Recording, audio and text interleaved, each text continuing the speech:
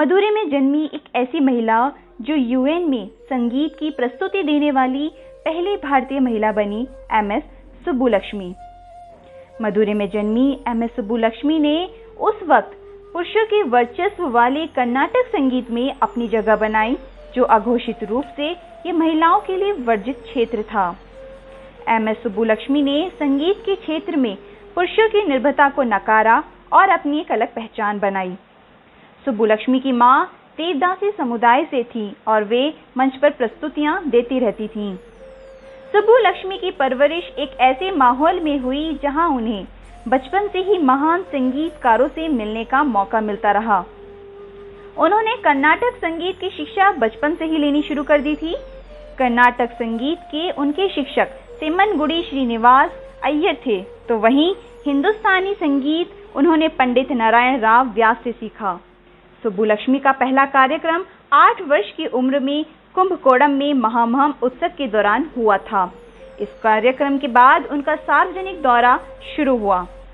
मात्र 10 साल की उम्र में उन्होंने रॉकफोर्ट मंदिर में प्रस्तुति दी थी। उनका पहला भक्ति संगीत एल्बम आया तब उनकी उम्र केवल 10 साल थी। इसके बाद वे मद्रास संगीत अकादमी में आ गई। उन्होंने अपनी मातृभाषा कन्नड़ के अलावा कई भाषाओं में भी गाया। आजादी की लड़ाई में सुब्बुलक्ष्मी और उनके स्वतंत्रता सेनानी पति सदाशिवम ने पूरा योगदान किया। सुब्बुलक्ष्मी की संगीत से जो भी कमाई होती उसे आजादी की लड़ाई में और कस्तूरबा फाउंडेशन को समर्पित कर देती थी। महात्मा गांधी सुब्बुलक्ष्मी के गीतों से बहुत प्रभावित थे। उनका ये कहना भी था कि अगर सुब्बुलक्ष्मी गीत के बोलों को केवल बिना गाए उच्चारित भी करे, तब भी किसी और के गायन के बजाय मैं उसे सुनना पसंद करूंगा। स्वतंत्रता आंदोलन के बाद सुब्बुलक्ष्मी को महात्मा गांधी ने हरि तुम हरो भजन गाने का संदेश भिजवाया, जिसे सुब्बुलक्ष्मी ने रातों रात रिकॉर्ड करके गांधी जी तक पहुंचाया। एक बार की बात है, पंडित जवाहरलाल नेहरू ने सुब्बुलक्ष्मी का गायन सुना तो कह उठे, ओहो, मैं एक अदना सा प्रधानमंत्री इस संगीत की मल्लिका के आगे कहाँ ठहरता हूँ। फिल्मी सफर भी सुब्बुलक्ष्मी का काफी दिलचस्प रहा है। 1936 में सुब्बुलक्ष्मी चेन्नई आ गई और उन्होंने अपनी फिल्मी करियर की शुरुआत 1938 में आई फिल्म सेवा सदन से की। 1945 में उनकी यादगार फिल्म भक्त मीरा आई। इस फिल्म में मीरा के भजन सुब्बुलक्ष्मी ने ही गाया था।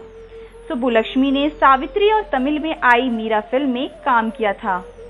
उन्होंने मीराबाई और शकुंतलाई में भी काम किया, पर कुछ फिल्मों के बाद उन्हें लगा कि वे गायन के क्षेत्र में ज्यादा बेहतर काम कर सकती हैं, इसलिए उन्होंने बाद में गायन को ही चुना। उनके कुछ यादगार गीत भी हैं। सुब्बुलक्ष्मी का प्रातःकालीन गायन सुप्रभातम आज भी सराहा जाता है। उन्होंने भज गोविंदम का भी गायन किया है। कुजम्मा ने राजगोपालाचारी की रचना कोरायोम रूम इलाई और विष्णु सहस्त्रनाम की भी प्रस्तुतियां दी। हनुमान चालीसा की प्रस्तुति इनके प्रशंसित गायन में गिना जाता है। उनकी उपलब्धियां भी काफी हैं।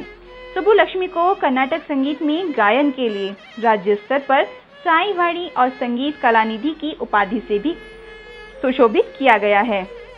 1968 में उन्होंने संगीत अकादमी मद्रास की पहली महिला अध्यक्ष भी बनी।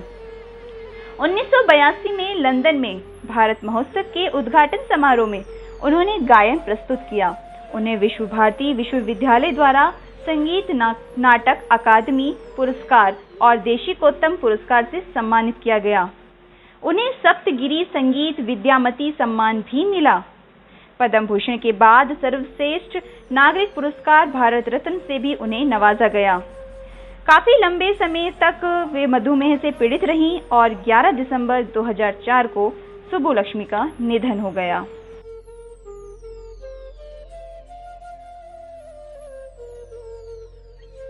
Thank you.